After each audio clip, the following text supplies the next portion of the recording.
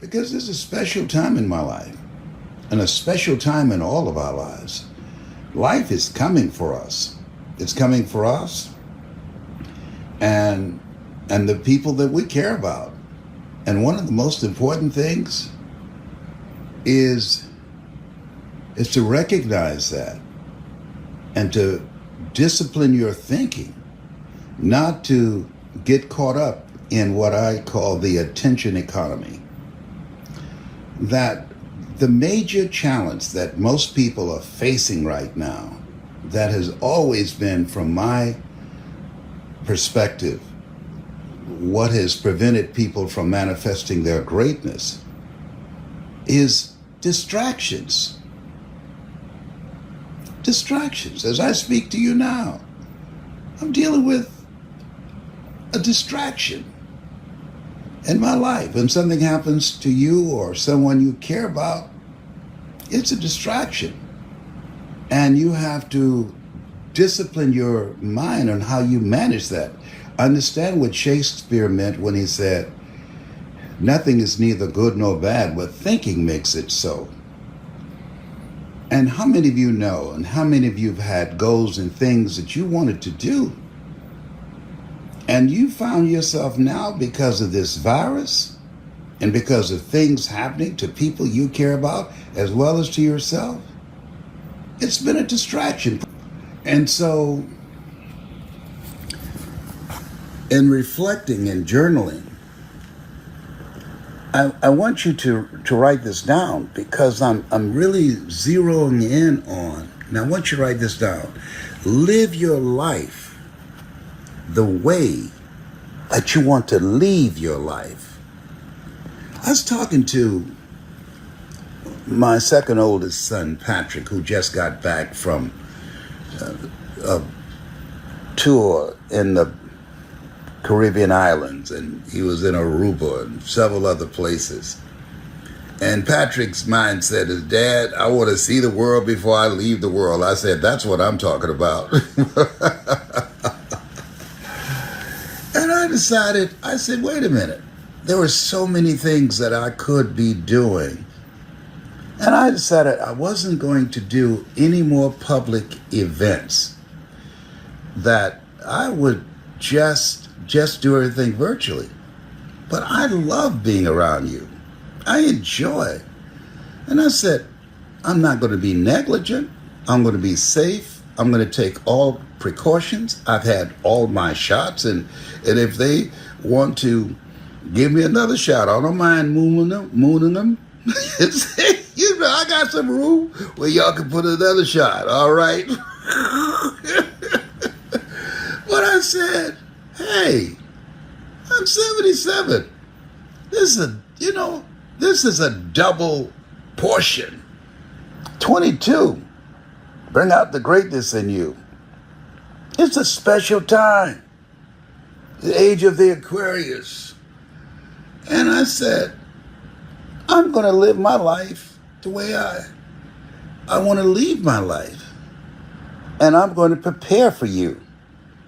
I want to spend time with you, with a small group of people who have a passion and a hunger to die to who they've been, to give birth to who they are to become. People who've said, as they look at their lives, I've had it living like this.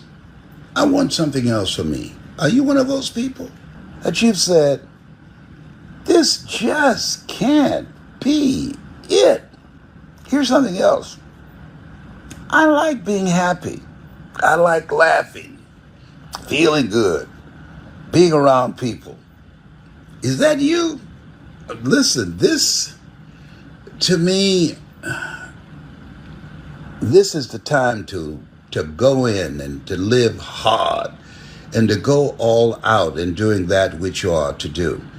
I believe sometimes you can say something so much that you trivialize it and it becomes very limited in your mind. Live each day as if it were your last, because one day it will be. That's real. And so I asked myself, what do you want to do with this time that you have left? A lot of people I know didn't make 77. And 7 is my lucky number. Okay? And I've been honored by so many people. I want to thank all of you from around the world congratulating me on my 77th birthday. I'm going to do this. Why? I'm going out doing what I want to do. I'm not going to be running scared. And I'm not going to be reckless. And I love creating experiences. And what's moving me now? Bob Proctor, an icon in this industry that I've known for over 40 years. I was just talking to a friend of mine, Dr. Cindy Trim. I said, when I started out, Robert Schuller was alive, Zig Ziglar was alive, Jim Rohn, Glenn Turner.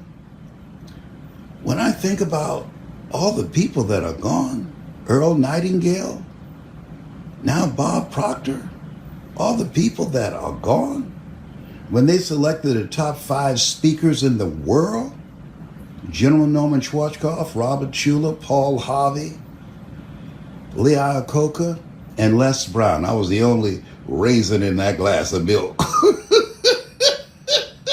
Oh, behave. Hello. And my goal is to train messengers of hope. It's possible, or you deserve. You see those PBS specials. And I want to share with you, it would be a sin if I died and left here and didn't teach you. And for those of you that have not seen it, I want you to go online and put in Les Brown speaking in the Georgia Dome to 80,000 people. I heard a friend who said, he was telling a guy why he was coming to my training in Orlando. He said, if you want to be the best, you want to be trained by the best. He said, when he saw me speaking in the Georgia Dome, commanding an audience of 80,000 people, he said it inspired him. He said, Mr. Brown, it changed my life. He said, I'd gone through a divorce, I'd lost my job. He said, and I was diagnosed with cancer just like you. And when I saw you giving a speech from a hospital bed and nurses coming in and out of the room, when I saw you speaking in the Georgia Dome, it made me realize I got more in me. I can do more. That I want a life that's adventurous, a life that will make an impact. I want to touch people's lives just like you. And ladies and gentlemen, there's some people that's going to hear me, and there's some people that's going to hear you. And my goal is to share with you what Dr. Miles Monroe said. Rob the cemetery of your gifts, of your dreams, of your story, of your voice. Life ain't playing with us, and we shouldn't play either. How many of you know that life is serious now? It's different now. It's more intense. We're talking about 24/7, a full court press. People are suffering from anxiety and fear and uncertainty and hopelessness. And what's important? There are 3 things that's important now. 1, mental resolve, mental strength to handle this stuff. Because this is for people who want to live now. This is for people who want to make an impact now. This is for people who got a voice and who got a story and they want to share it. As Dr. Cheryl Woods would say, that story that you're sitting on, somebody is waiting on. This is for people who know that things have changed and they will never be the same again. This is the new normal. So I ain't wasting no time. I'm not wasting time with flaky people, with toxic people, people that cause stress and drama, family members, your children. No. No. This is the time you got to work on peace of mind, protect your health, put your energy into things that matter. The other thing is, you're going to learn some things that the other people won't know. Why? Because most people won't invest in themselves. We say, you know what? Oh boy, I wish I knew sooner. Success is not convenient. Hello? Success is not convenient. You have to take advantage of it. Remember Michael Jackson said, this is it. He'd been holding out for years doing a concert. He said, this is it. That was the tour. This is it. They spent millions of dollars reserving stadiums, millions of dollars for a marketing campaign. But Death didn't care nothing about that. It was it, but not the it he was talking about. You know, come on. And so I'm living life in the present. I'm doing what I want to do. I'm doing it now. I don't push things off no more. I got some things I want to do and impact that I'm going to make. Say, don't let this 77 fool you. I still got the juice. I'm going to get the butter from the duck. Yes, that's why I'm here early. Don't play with me. I'm coming for you. Don't play with me. I ain't playing with you. See, today you have to manage your mind and control your thoughts. Today you have to have a continuous thirst of learning. Today you want to be a part of a community of collaborative, achievement-driven, supportive relationships. You don't want to try and do this thing, life, by yourself. No. No. Where two or three are gathered in my name. Name means nature in Aramaic language. It means, hey, that the nature of unity, of love, of collaboration, of togetherness, the possibilities of what can come out of that. One goose can fly 75% further in formation than it can with other geese. You want to be in a group of people that you can learn from, that you can grow from, that will hold you accountable, that will strengthen you. And here's something else. You want to start eliminating. I'm going to teach you how to evaluate relationships and to see if it's an asset or a liability. Is it this person an example of somebody that you should be involved with, or a warning of somebody that you need to run in the other direction? Life ain't playing. If you're casual about your dream and the life that you want, it will end up a casualty. I'm telling you, I got here because I took life seriously.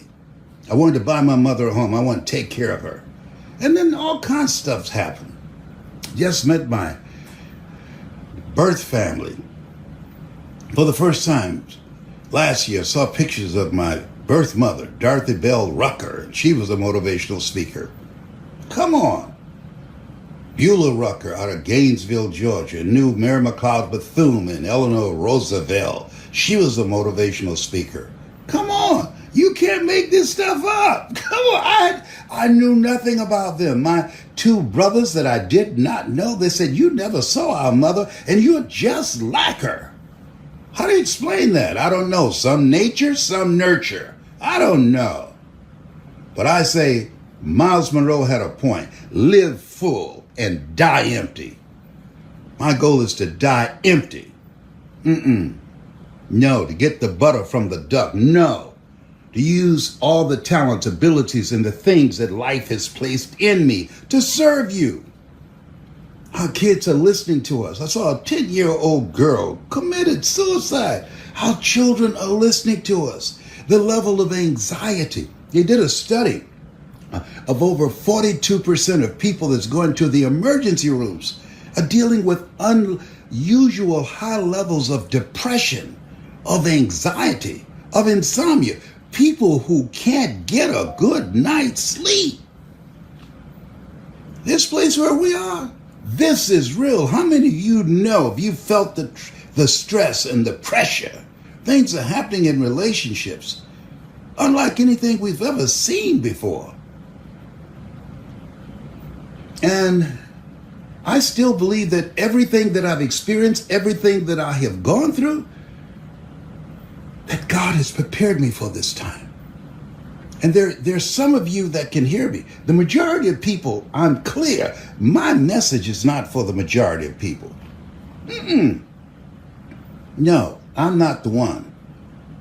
But there's some of you that can hear me that you were in a dark place. And as a lady said the other day, I was in a dark place. I was going through some changes with my ex-husband. It was abusive. And I decided that I was going to take him out. And she said, I heard your voice. And I heard you say, let go or be dragged. And I realized I was allowing him to drag me down, and I had to let him go because he wasn't good for me. Sometimes a word can just disrupt your thinking. I'm going to teach you how to use your words, your story in a different game plan. It requires a different game plan where we are. Why? We're in a new space, new levels, new skills are required. You're going to learn that. This is for those on top and those who want to get there. The majority of people, they're caught up in entertainment. And don't try and talk them out of it. It's none of your business what they do with their business. You take care of your business. I had one of my kids call me, telling me about one of my sons. I said, that's his business. That's not my business. Our children, they come from us, but they come by the grace and mercy of God. That's God's business. He and God can handle that. I'm through. That's above my pay grade. No, I ain't giving no attention and no money, no energy at all. Don't nobody bring me no bad news. I'm busy being happy. And trust me on this. There's some value in laughing. It fortifies the immune system. I'm telling you what I know. There's value in being deliberate and making a conscious, deliberate effort to have peace of mind so you can get a good night's sleep, so you can focus, so you can clear your head. There's some people that bring out the worst in you. Do you hear me? They bring out the worst in you. And there are people that you give them everything you have, and then they turn against you, your own children. I'm telling you what I know. Family members, I'm telling you what I know. This is no rumor. I'm telling you what I know. They forget all the good things you do for them. And you become a victim of the but. Yeah, you did that, but. And all they can do is recall all the negatives and want to rub your face in it and make you feel guilty. No, I don't choose to participate in that.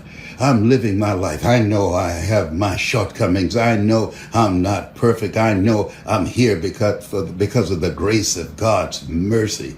But listen to me. Our goal is to live full and to die empty, as Miles said, to make a difference, to live a life that will outlive me. So when I leave here, I will leave a legacy, not liabilities. Nobody will have a GoFundMe. Do you know this is a time people selling T-shirts and having GoFundMes to bury somebody? Are you kidding me? A friend of mine, brother died. They're doing a GoFundMe. Come on. No. See, this is an incredible time. This is a great time. Come on, Les. Don't you know about the pandemic? Yes. But I'm not looking at that. Why not? What you focus on the longest becomes the strongest. If you focus on this pandemic, it's going to become the strongest. I got N95s and I got a plastic mask. I ain't crazy. But I'm not focused on this. I'm focused on me, the Les Brown beyond 77, and the people who can see what I see and want to be a part of my community. I'm working on not being in a nursing home. That's taking care of me. That's why I'll be walking tomorrow. That's why after I finish tonight, I'll be doing Qigong and my push-ups and exercising to take care of my body so I can wipe my own behind. I'm not going to put that on my kids. I'm not going to be a burden to my kids. No. Absolutely not. I'll take care of myself. This thing called life, it's serious. And I've got a friend going through some stuff, and it reminded me when I was going through a struggle. And Robert Boyd, a friend of mine, said, Les, wherever you find yourself at some point in time, you made an appointment to be there. What did you do? How did you set yourself up for where you are now? You know, I wanted to slap the living hell out of him. Because the truth hurts. Winston Churchill said the truth is incontrovertible. Malice may attack it. Ignorance may deride it. But at the end, there it is. Ye shall know the truth, and the truth shall set you free. Carlyle said, truth crushed to earth shall rise again. He was right. And some people just don't get it. Some people you can't help. Some people are hell-bent on doing the wrong thing. Leave them alone. I'm telling you, it's not being cold, it's not being insensitive, it's being sensible. Leave them alone. That's their life, and that's their choice, and you don't get to weigh in on that, even if they are your grown children. I had a friend of mine, she's driving around looking for a tree to hang up something because her son said, you weren't a good mother. I said, are you crazy? You must be. Doesn't matter what he said. I saw you and I saw him and you were a good mother. Were you perfect? No. Mamie Brown wasn't perfect. That's disrespectful of him. Honor thy mother and thy father, and thy days may be long. This group here, these must be some aliens. They have no sense of decency, filthy mouths, and feel entitled. I like what Shaq said to his children. They talk about we rich, and Shaq said, no, I'm rich. Come on. Come on, your children are supposed to go beyond you. I went beyond Mamie Brown, who cleaned homes and worked in the M&M cafeteria in downtown Miami. I went beyond her. Your children are to go beyond you, do more than what you have done. But you have this distracting factor called entertainment, this distracting mindset of entitlement. No. This mindset of like somebody owe you something. Nobody owe me nothing. No. Oh, he's on fire. Let me see some fire flames. Come on, let me see it. Let me see it. Let me see it. Oh boy, yes. It's,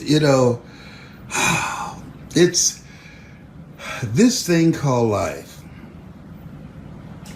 It's different. And what I found, Marion White said this, in life, when you don't have enough courage or insight to know that you've outgrown a situation or your circumstances or relationship, if you don't have enough insight or courage to know that you have outgrown that and it's time to move on, life will move on you. I ain't playing with you. I'm coming for you. I'm telling you what I know. I did not know that I had outgrown WVKL radio station in Columbus, Ohio. So they had fired me, and they had to fire me twice. I called a strike against the radio station, got my job back the first time, and they had to fire me again. But had they not fired me, I'd have never became a motivational speaker. Had they not fired me, I'd have never produced specials for public television. Had they not fired me, I'd have never given the speech in the Georgia Dome that it's not over till you win. Had they not fired me, I would have never given the speech in Chicago. It's possible. Go online and see it. People talking about it for years.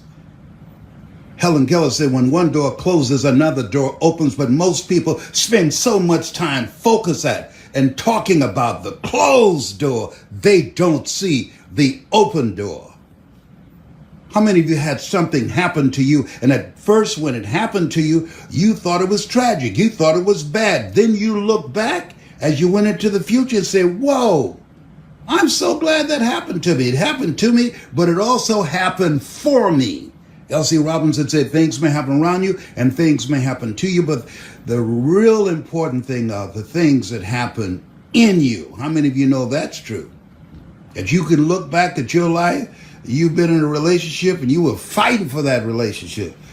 And then you got out, and years later, you see that person and you ask the question, what state of mind was I in when I went up in there? When I was trying to get counseling to stay in there. What state of mind was I in? It's called delayed enlightenment. Oh my God. Come on now. Come on, let's get real. Let's keep it real. I'm gonna get the butter from the duck. I'm hungry to get to you. Oh yeah. I'm going to Ireland. I got a call about 4 places in Nigeria. They want me to come. Lagos, Benin, Abuja. I'm going to the UK, Canada.